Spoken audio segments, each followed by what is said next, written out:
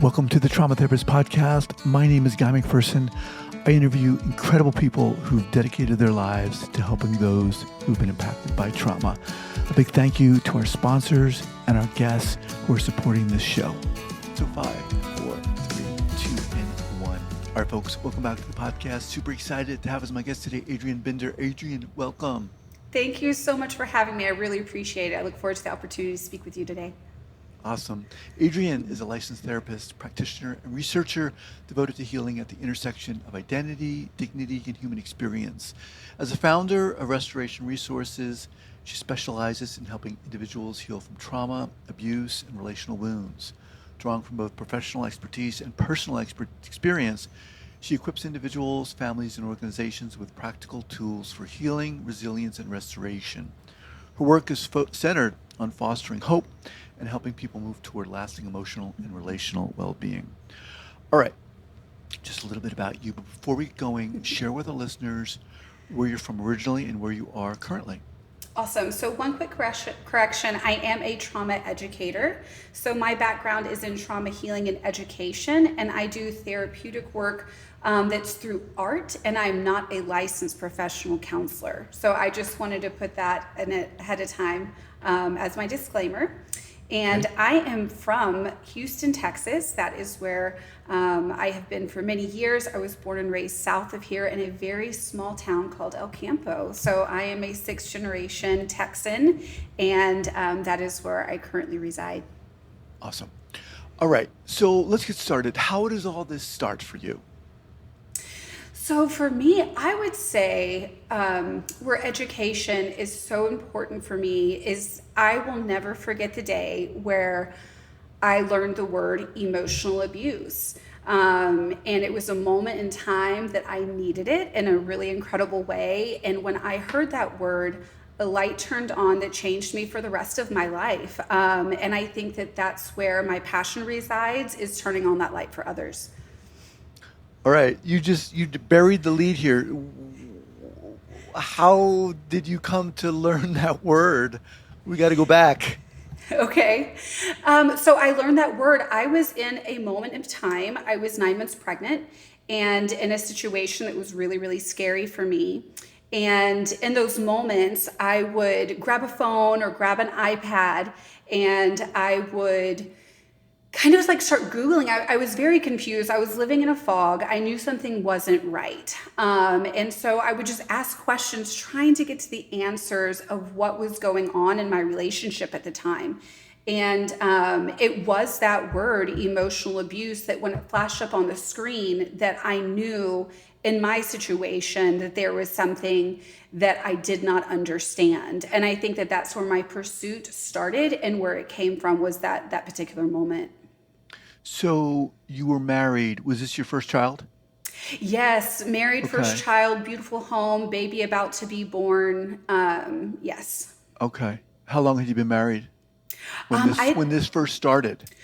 So it was the very first day of my honeymoon that this first started. And it was very shocking, and it was very confusing. And that's when my world turned upside down in a way that I've definitely have never been the same from, but I've also used it in a way to give me purpose for the rest of my life. Yeah. So you're 9 months pregnant, about to I was have pregnant. Yes. this amazing kid, and you said you Googled. What did you Google that word, or Googled No, what? I was Googling at the time. I was very confused, and I was Googling, how do you respect your husband when he hates everything about you, or something along those lines, because he was very angry, and that was kind of the norm at that point. And I really thought at that point in my life that if that was happening, I wasn't loving enough, I wasn't being respectful enough, I wasn't being kind enough, I wasn't honoring enough, I was doing something wrong if that was happening. So what did you do? So what did I do? So I'd been in therapy at that point in time with a really amazing therapist. And he was so kind and patient and letting me kind of discover things and kind of pointing me in the right direction. And I went on a deep dive. I went on a deep dive educating myself. I went on a deep dive really understanding where this kind of started. And I did leave at 9 months pregnant. So I left the situation and took $100 and I rebuilt my life. Wow. Yeah. So, but at the time I was an educator. So, like, that was my background at that time. Being an educator at that time. Yeah, so Yeah. I got into education. I was in business before that. I left, I had been in education. And at that point in time, I was just a stay at home wife. Right. But that was my background. So that's my natural go-to. If I don't understand something, I need to learn, right? Right. So, and If I needed there's that language. so correct me if I'm wrong here. There's it can be two different things, right? To know something, in your case, to be an educator, Right. and to actually have the being going through the experience and say, "Whoa, this is happening to me. Is this happening to me? I must be nuts. It can't be happening to me." Was any of that going on for you?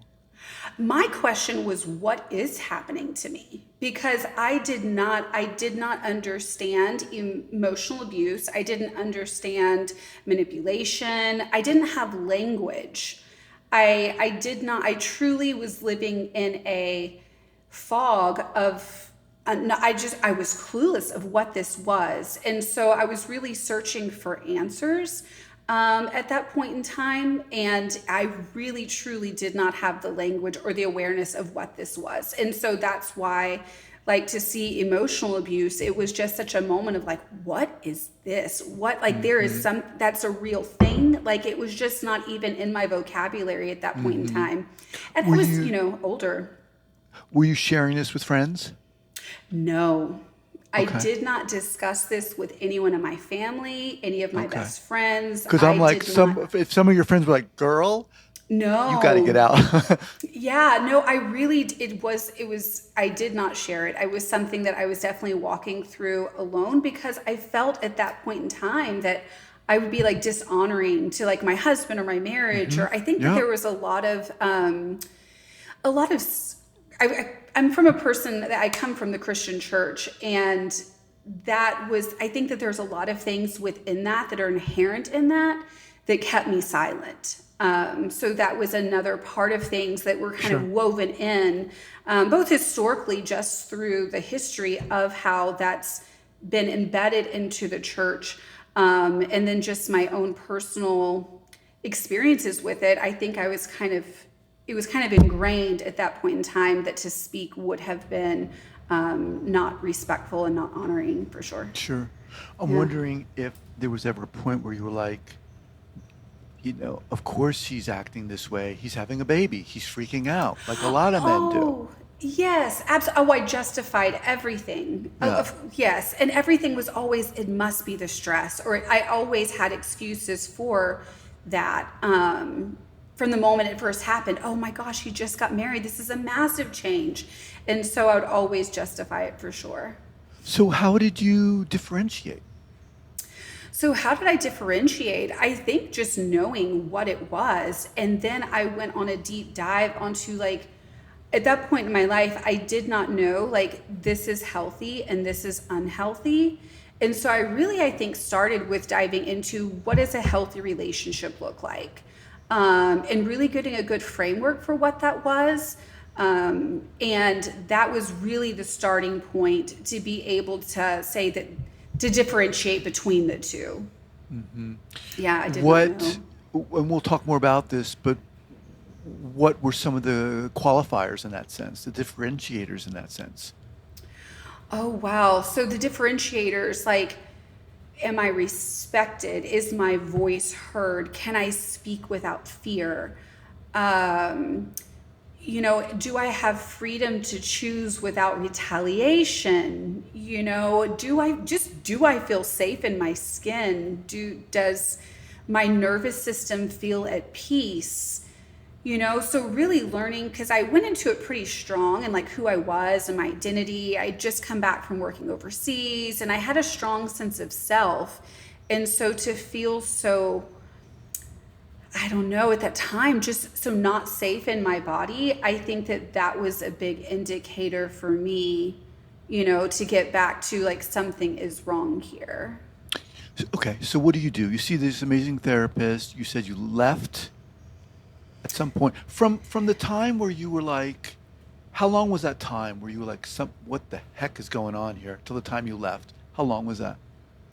From the very first moment that it was scary to the time I left was 15 months. So I Okay. was not in it for very long. And there would be moments where things would be all of a sudden better. And I'm like, oh, okay, like this is better. Like we communicated through this. Like this has been resolved. We processed this, right?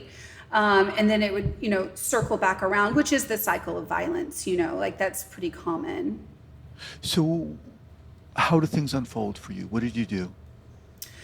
So after that, so I left 2 weeks before my child was born. I was homeless at the time. I did stay with some family for a little bit. I stayed in a hotel and I called my old job. And luckily, they were hiring for exactly what I was in that Wow. moment. And so 2 weeks after giving birth, I was interviewing at my old school.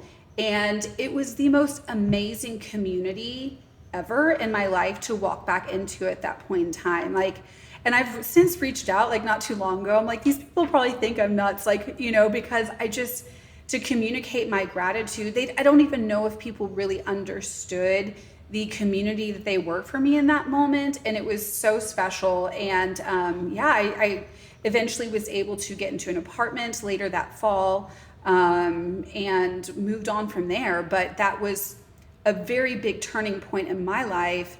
And for the next, I was single for 5 years after that. And I spent years really unraveling, like, how did I not see? Where did this come from? Because something was going on in me that I didn't see those red flags. What was that? So what was going on in me? I was definitely not raised in an abusive household. I was never beaten. I was never abused. But I did not see healthy relationships. I did not understand what boundaries were, or the fact that I could set them. I didn't know what, really resolving things and repair was in a relationship. In my family, I think that I was specifically raised to be very passive.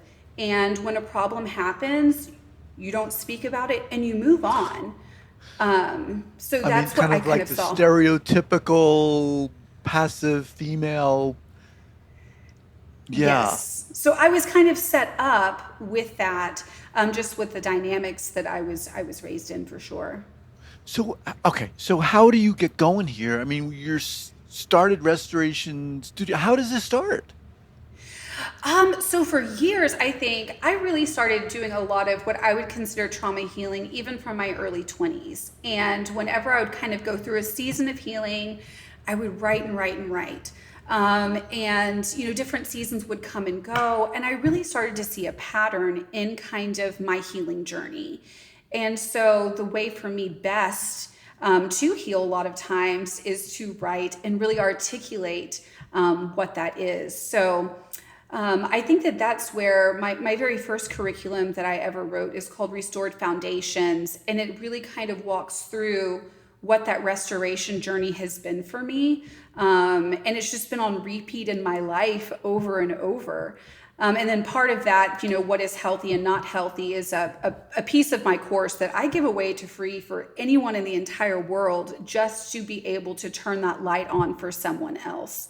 And that's just something important to me. I truly believe that 90% of all trauma, it does come from, relationships where there's an unhealthy dynamic. And if everyone on the planet truly would know what was healthy and not healthy and make a choice for themselves to heal from that, the relational trauma that exists would be radically changed. Like if you want peace on earth, teach people what's healthy and not healthy, and see if those that would be committed to it would, it changes things for generations, you know? So let's talk about what you offer, the curriculum, as you said. How did you begin to put things down? You said when you were healing, you were always writing stuff down. Right. Um, what does your curriculum look like? What's the structure of it? How do you bring people through it? What's important for you to share with them?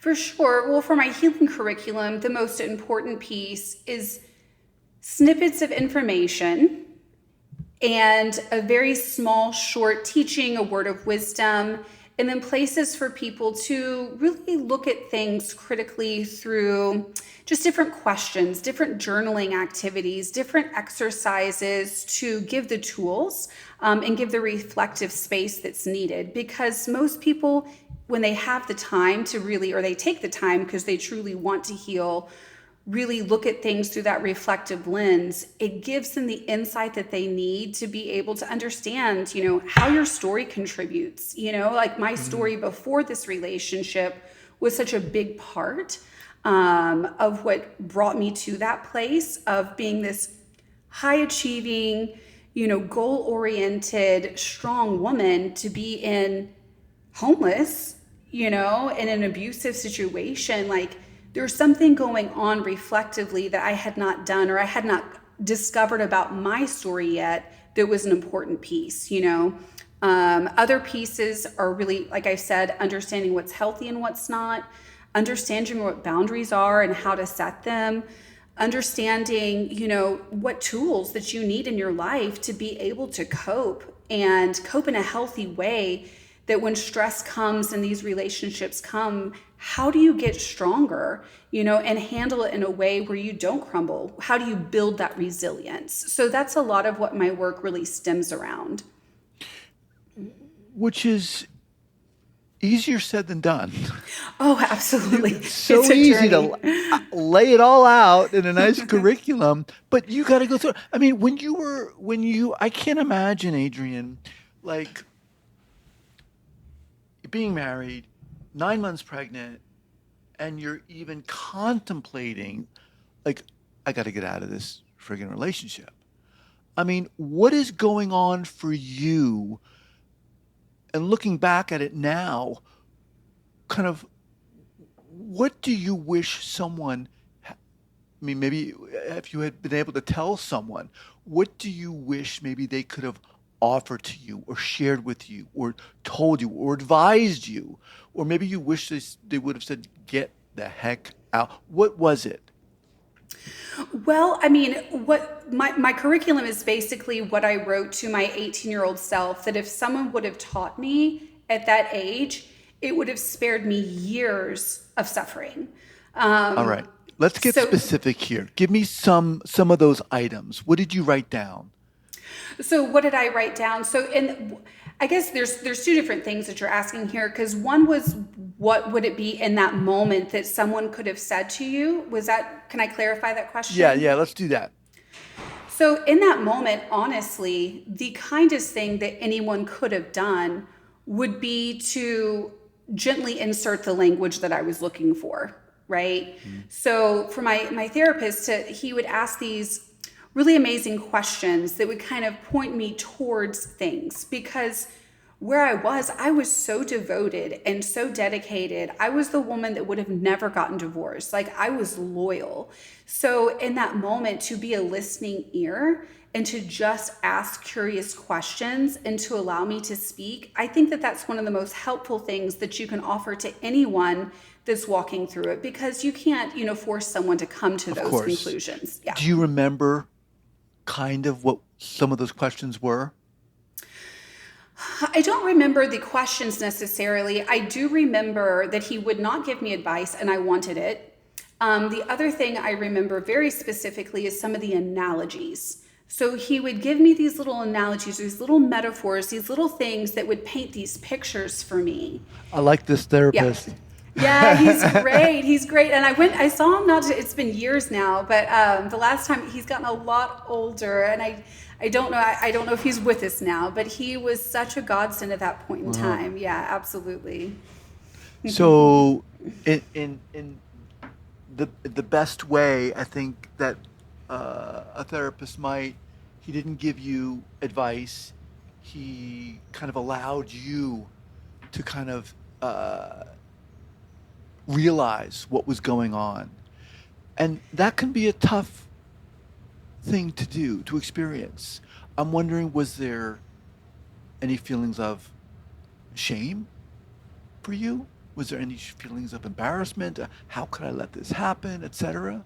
What was going I on? Oh yeah, I think that that's one of the reasons why I was silent is because like I'm not someone like I'm pretty tenacious, you know. I don't really fail at things well. So I think to have such a new marriage and to have it failing, I think that that's why I was probably silent. That and this deep loyalty that I have, that once I stand by someone, that's just kind of like my nature. But I do think that there is a certain amount of that. And I think that Okay. when a therapist would uncover that too quick, I think that it probably would make someone want to run in that moment. Yeah. Yeah. Well, Yeah. well made there. Hmm. All right. So, more specifically, you said you created this program, talking to your 18-year-old self. Yes. Let's get talk a little specifically about what you said, what you felt you needed to say to that 18-year-old self. Well, the things that I would have taught, and I hope that the next generation, it's something I teach my kids all the time, is really having them rooted in that sense of identity, of knowing who they are, that they're valuable. And that sense of self worth, I think, is something really important. And knowing themselves, not who I want them to be or who the world wants them to be, but who they truly are. You know, what they love, what they hate, what they want, what they don't want, you know, and really Mm, finding that sense of voice and rootedness. Because when people do come across your path and they don't align with that, it really helps you to kind of sort through different relationships that you want to invest in or that you don't. And then knowing those red flags of what's not healthy, you know, like I don't know if a lot of things like in the world today, they can be really toxic. And I don't know if, unless it's being taught somewhere, how people really are able to, unless you just see by example of what you're raised with and you happen to come from a really healthy family, what that looks like in terms of what you allow into your life, and what you don't. There's not a whole lot of clarity on that. So you just kind of go with the flow and you let people in, and it gets crazy. And it's like, how do you handle that? How do you address that when you have people in your life, they're not supportive and they don't respect you or they cross your boundaries? You know, really giving real life language to that for the next generation. I wish I would have known. You know, if someone's not kind, you set a boundary. How do you do that? You know, like that would be an important tool that I wish I would have had. all right. Just a reminder, I'm speaking with Adrienne Binder, Restoration Resources. So, who is your program for? Let's get an idea here more specifically of what you're offering to people. For sure, I'm offering it to anyone that needs that sort of clarity in their life, whether they're looking for just a foundation after going through a lot of different tumultuous relationships that have been confusing. If someone is, you know, for that next generation, young adults, I think it's really important to be able to have good clarity moving forward. That's just something that I truly believe that we need to have educationally within our universities and within our schooling. And if that's not something that's part of a regular curriculum, I think that it would be important that people individually that want to have a healthy foundation in their life to be able to have those skills and tools and to know how to really love themselves well so they can go out and do great and amazing things and live a life that's full of purpose and joy and not constantly caught up in chaos. So, is this a an online course? I know you have a community also. Talk to us specifically about what each is. For sure, yes. This is an online course. You can access it anytime by going to my restorationresources.org website.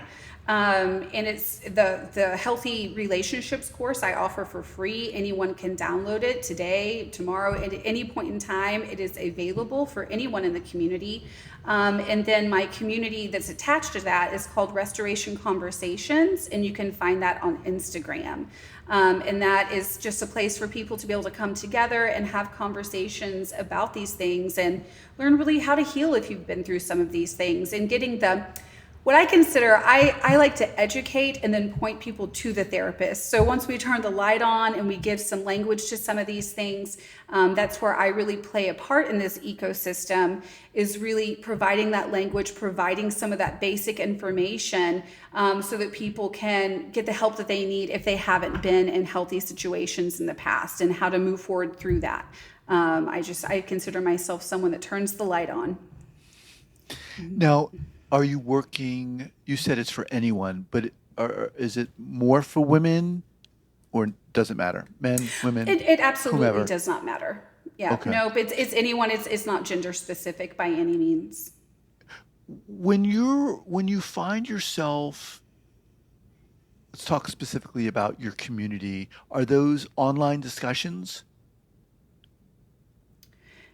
Yes. So like there's a platform that anyone that takes the course, they can join. There's resources added every week, and we're slowly gathering different voices from the community, because I just think that there's so many powerful voices out there, for those that are having resources. My goal over the long term is to really have a place where it's more of a collective of all of the voices that are really speaking into this in this moment in time, because I think that it's just kind of a powerful shift, I think, from the previous generation to where we are today. And there's so many people right now that are contributing to this conversation. And just over time, I want to pull all of the resources together so people can find, trauma-informed therapists. And if you're struggling with an eating disorder, or if you're struggling with, relationships, or whether you're struggling with depression or anxiety, just a general place for people to go and find the curriculum and the tools that they need, and find that clinical help as well that partners with that, so that people can get not only the educational side, but the clinical side that's so important for people to heal. Now, I think you said you're currently in a relationship. Yes. Okay. So when that started, were you like putting stakes in the ground? These are my boundaries. I'm going to get this right this time. What was that like for you? Yeah, it's so funny. I always say it's like, how you're in medical school and you learn all the head knowledge, and then you actually have to go practice in surgery as a Right, resident. right. That's exactly how it's always felt for me, because I spent 5 years like really healing from all of this, and like getting the education, and then to actually apply it with a real life human being it was so interesting. And yes, now, the beginning, there there was a lot of communication, and a lot of problem solving and really talking through things. But yeah, now I've been married for 8 years, and he's amazing, and it's wonderful, and it's so good. And it's so cool to see how, like, when you have the tools, how quickly you can repair, and the connection that you can form, and the dreams that you can like build together. It's really, really beautiful. So it's wonderful.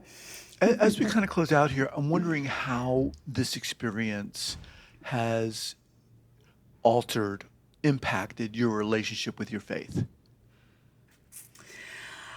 I've done a lot of deconstructing. I've done a lot of deconstructing, and I have a lot more to say about that.